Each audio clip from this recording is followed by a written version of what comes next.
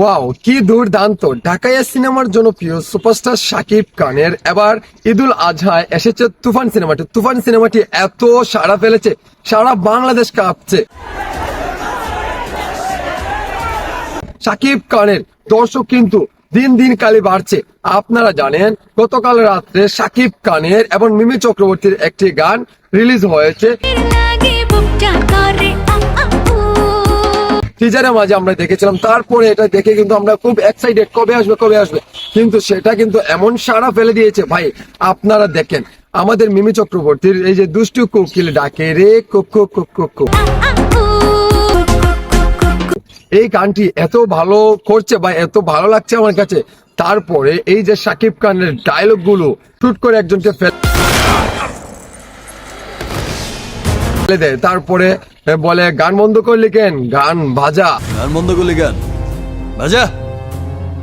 এই যে তারপরে শাকিব এবং মিমি চক্রবর্তী একটা ডান্স করলো, সেটা আমার কাছে আরো দুর্দান্ত লাগলো। কিন্তু এই তুফান সিনেমা একটা বাংলাদেশ রেকর্ড করে ফেলেছে ভাই। প্রিয়তমার পরে আর কোন ব্যবসা সফল বেশি হিট হলে তুফান সিনেমাটি হবে। তুফান সিনেমাটি সারা বাংলাদেশে দর্শককে কাঁপাচ্ছে।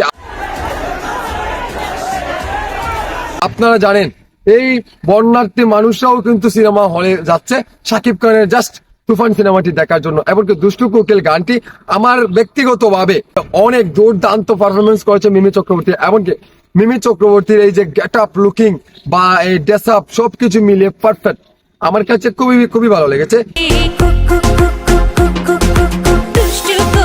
এই যে দুষ্টু কোকিল গানটি অত্যাধিক ভালো লেগেছে। এমনকি আমাদের শাকিব খান যে লুকে বাইরে পাই, এত বিগ বাজেটের সিনেমা, এইরকম বিগ ধামাকা যদি এরকম শাকিব খানকে নিয়ে আগেই থাকতো, তাহলে দেখতে বাংলার ইন্ডাস্ট্রি আর কোথায় গিয়ে দাঁড়াতো।